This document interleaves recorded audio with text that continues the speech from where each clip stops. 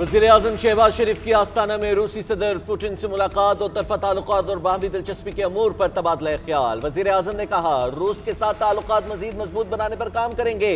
पाक रूस ताल्लुकात किसी और मुल्क से ताल्लुक या जियोपॉलिटिकल सूरत हाल से मुतासिर नहीं होंगे। हमें दोनों ममालिक के दरमियान तजारती रवाबित को मजीद फरोग देना है। बाहमी तजारत को $1 अरब तक लेके जाना चाहते हैं। सदर पुतिन से मुलाकात करके बहुत अच्छा लगा। पुतिन को दोबारा मुंतखब होने पर मुबारकबाद। वज़ीर-ए-आज़म शंघाई ताउन तंजीम के सरबराह इजलास में शरीक होंगे। अहम इलाकाई और आलमी मसाइल पर पाकिस्तान का मौक़िफ़ पेश करेंगे। वज़ीर-ए-आज़म की चीन, उज़्बेकिस्तान, तुर्की, आज़रबाईजान के सदूर से भी मुलाकातें स्केड्यूल हैं। काज़ाकिस्तान के सदर की तरफ से दिए गए इशाइये में शिरकत करेंगे। आस्ताना आमद से पहले वज़ीर-ए-आज़म शहबाज शरीफ की ताजिकिस्तान में ताजिक मनसब से मुलाकात, दो तरफा ताल्लुकात मजीद मजबूत बनाने के अज़्म का इयादा किया। क्या आज़रबाईजान के सदर इल्हाम अलियोव आइंदा हफ्ते पाकिस्तान का सरकारी दौरा करेंगे। 11 और 12 जुलाई को पाकिस्तान में क़याम होगा। सदर मुमलिकत आसिफ अली जरदारी वज़ीर-ए-आज़म शहबाज शरीफ से मुलाकातें करेंगे। दोनों ममालिक के दरमियान मुफाहमत की यादाश्तों पर दस्तखत किए जाएंगे। मुख्तलिफ वजारतों की जानिब से मेहमान सदर को $2 से $3 अरब सरमायाकारी की पेशकश की जाएगी। जल्द दो तरफा तरजीही तजारत के मुआहदे पर दस्तखत भी मुतवक्के हैं।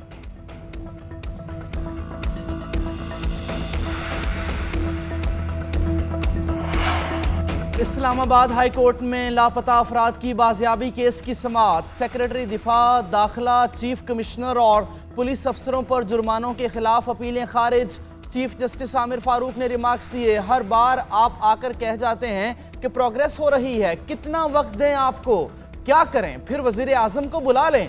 जस्टिस गुल हसन औरंगजेब ने रिमार्क्स दिए, एक काम करते हैं, सुप्रीम कोर्ट को भेज देते हैं, जो काम आपने हमारे साथ किया मेहरबानी करके आप वो सुप्रीम कोर्ट के साथ करें। पाकिस्तान में लोग लापता हो रहे हैं, यहाँ कौन आएगा? आप उम्मीद कर रहे हैं डॉलर 280 से नीचे आएगा, वो क्यों आएगा जब आप यहाँ ये सब कर रहे हैं? कोई ऐसे लोग तो आए जो पाकिस्तान को बदनामी से बचाएं।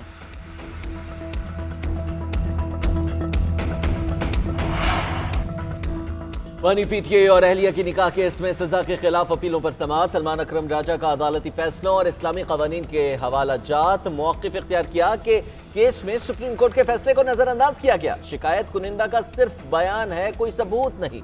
कावर मानिका ने गलत बयानी की। ट्रायल कोर्ट का फैसला कानून के मुताबिक नहीं। जज ने इस्तफसार किया, क्या ट्रायल कोर्ट को ये रेफरेंस मानने चाहिए थे या सबूत मांगे जा सकते थे? वकील ने मौक़िफ़ इख्तियार किया कि यूसी सर्टिफिकेट के बगैर भी निकाह कर सकती है।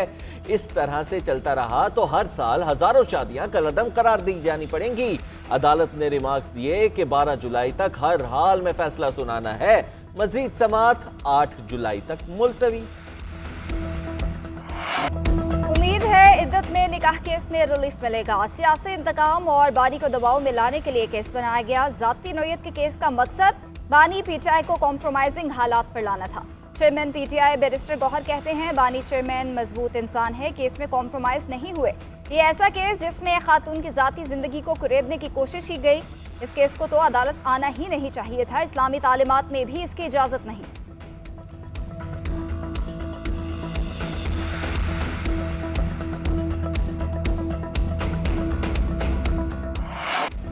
बानी पीटीआई को 1 साल से नाहक जेल में रखा गया। इस वक्त मुल्क में जो जमहूरियत है उसको कबूल नहीं करते। रियासती इदारों और अवाम में खला पैदा किया गया। पीटीआई तर्जुमान रऊफ हसन कहते हैं, बानी के साथ जो हो रहा है इसकी कोई वजाहत नहीं दे सकता। तमाम मसाइल का हल बानी चेयरमैन है जो अडियाला जेल में बैठे हैं। आइन में दर्ज हुकूक अवाम को दिए जाएं, बानी चेयरमैन को फौरी रिहा किया जाए।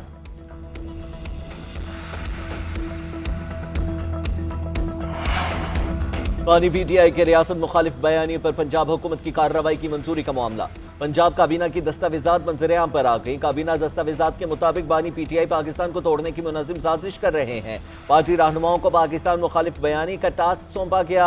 बैरिस्टर गौहर अली खान ने बानी पीटीआई से मुशावरत के बाद मशरिक़ी पाकिस्तान की बात दोहराई। बानी पीटीआई और दीगर अरकान का अमल बगावत के जुमरे में आता है। दस्तावेजात के मुताबिक पीटीआई को क्रिमिनल लॉ एक्ट के तहत गैर कानूनी जमात भी करार दिया गया। पंजाब काबीना ने क्रिमिनल प्रोसीडिंग कोड 1898 के सेक्शन 196 के तहत बानी पीटीआई और दीगर रहनुमाओं के खिलाफ कार्रवाई की मंजूरी दी थी।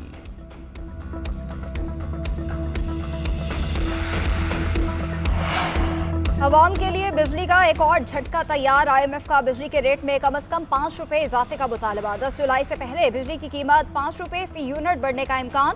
वर्चुअल बातचीत के दौरान IMF को मुश्किल फैसले से आगाह किया। गैस की कीमतों में इजाफे के इकदाम पर ब्रीफिंग भी दी गई। जराये के मुताबिक IMF मईशत की बेहतरी के लिए इकदाम पर मुतमईन है। नए कर्ज प्रोग्राम पर अहम पेशरफ रवा महीने के अख्ताम तक मुतवक्के। बिजली निर्खों में इजाफे से पेश के इकदाम पर अमल दरामद मुकम्मल हो जाएगा।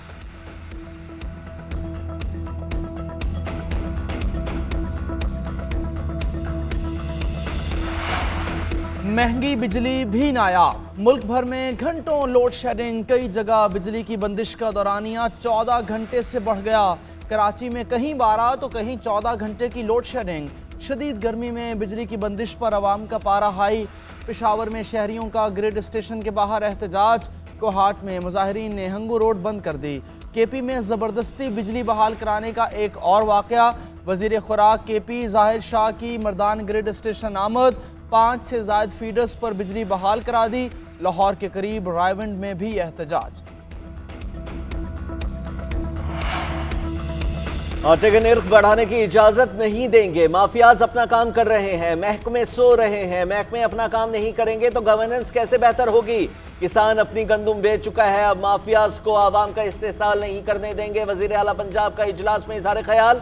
मरियम नवाज ने आटे की मार्केट के निर्ख मंगवाकर सामने रख दिए। महकमे फूड की ब्रीफिंग में गलत आदाद-ओ-शुमार पेश होने पर वजीर आला की बरहमी।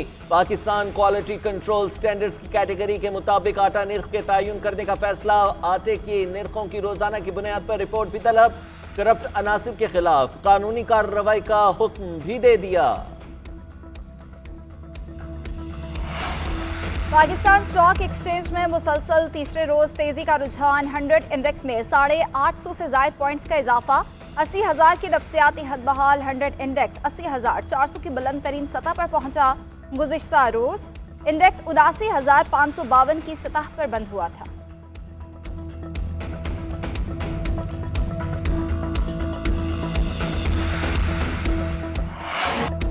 शेर अफजल मरवत की तनकीद पर फवाद चौधरी का करारा जवाब। PTI क़यादत को हादसाती लीडर करार दे दिया। कहते हैं शेर अफजल मरवत जैसे लोग हादसे की सूरत में आ गए हैं, फिल्म के हीरो बानी हैं और वो बाहर आएंगे तो ही असल फिल्म शुरू होगी। अभी तक सबने आइटम सॉन्ग के जरिए तमाशा लगा रखा है। बताएं हादसे के नतीजे में जीतने वालों ने सियासत में क्या हिस्सा डाला। एस्टेब्लिशमेंट को बानी PTI से बातचीत का भी मशवरा। बोले मुल्क के सबसे बड़े लीडर से नाराज होकर मुल्क कैसे चलाएंगे। आर्मी चीफ से राबिता होता तो ये हालात ना होते। जनरल बाजवा से मिला तो पूछूंगा ये आपने क्या किया। वो हमसे कहते थे इलेक्शन कराएं, हम तैयार थे। नून लीग वालों से कहा कि इलेक्शन नहीं कराने। पाकिस्तान तहरीक इंसाफ और तहरीक तहफ़्फ़ुज़ आईन पाकिस्तान का इस्लामाबाद में जलसा। तैयारियां अभी से शुरू। असद कैसर की कारकुनान और आवाम से भरपूर शिरकत की अपील। कहते हैं 6 जुलाई को बड़ा जलसा करने जा रहे हैं। बानी की रिहाई का मुतालबा करेंगे। महंगाई के खिलाफ जलसा होगा। बजट के बाद महंगाई का तूफान आ चुका है, आवाम बड़ी तादाद में शिरकत करे। शिबली फराज ने कहा कि जलसे का मकसद बानी PTI की रिहाई और महंगाई की दलदल से आवाम को निकालना है। आवाम से दरख्वास्त है कि इन मकासद के हुसूल के लिए जलसे में शिरकत करें।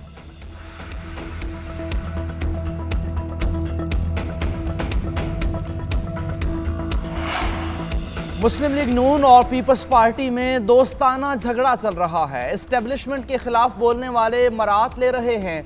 मुल्क में अमनो अमान और मुआशी सूरत हाल अच्छी नहीं। बालादस्त लोग दुबई में जायदादें खरीद रहे हैं, गरीब कहाँ जाए।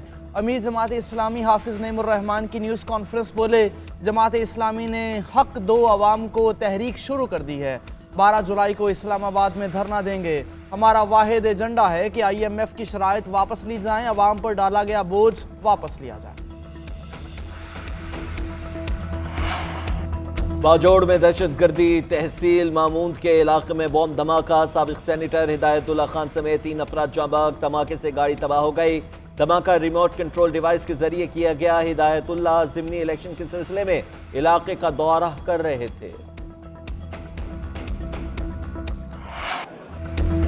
पंजाब असम्बली में ऑपोजिशन अरकान सरापा एहतजाज। असम्बली के दरवाजे पर अलामती एहतजाजी इजलास, कुर्सियां लगा दी। ऑपोजिशन लीडर मलिक अहमद बुसर का कहना है ये असल असम्बली का इजलास है। वजीर आला ने जिस तरह अरकान के साथ सलूक किया तारीख में उसकी मिसाल नहीं मिलती। तारीख में पहली बार ओपोजिशन लीडर के चैम्बर को बंद किया गया। बजट पर आवाम को धोखा दिया गया। वजीर आला 100 अरकान का सामना नहीं कर सकी, 12 करोड़ आवाम का सामना कैसे करेंगे? अरकान की रुकनीत बहाल होने तक एहतजाज जारी रखेंगे।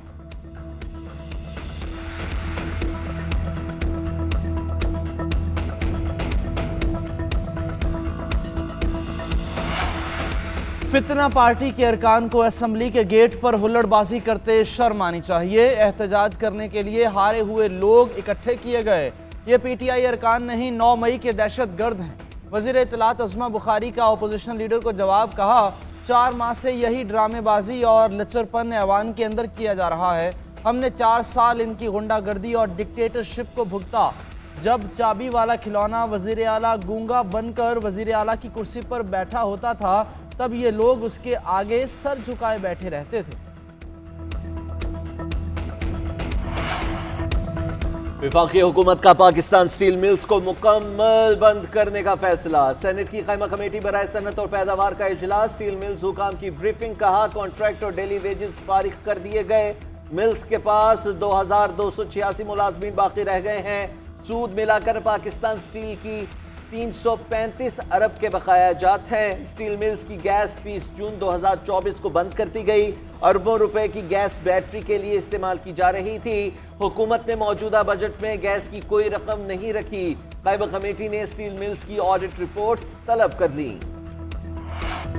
T20 वर्ल्ड कप में टीम की नाकिस कारकर्दगी की वजूहात क्या? हेड कोच गैरी क्रिस्टिन ने रिपोर्ट चेयरमैन पीसीबी को जमा करा दी। खिलाड़ियों के डिसिप्लिन, सोच और खेल से आगाही पर रोशनी डाली। खिलाड़ियों की फिटनेस पर भी सवालात उठाए। टीम में बेहतरी लाने के लिए तजावीज़ भी दर्ज। सीनियर मैनेजर वहाब रियाज भी अपनी रिपोर्ट मोहसिन नकवी को जमा करा चुके। रिपोर्ट की रोशनी में चेयरमैन बोर्ड अहदेदारों और साबिक क्रिकेटर से भी मुशावरत करेंगे। मुशावरत मुकम्मल होने पर अहम फैसले भी मुतवक्के हैं।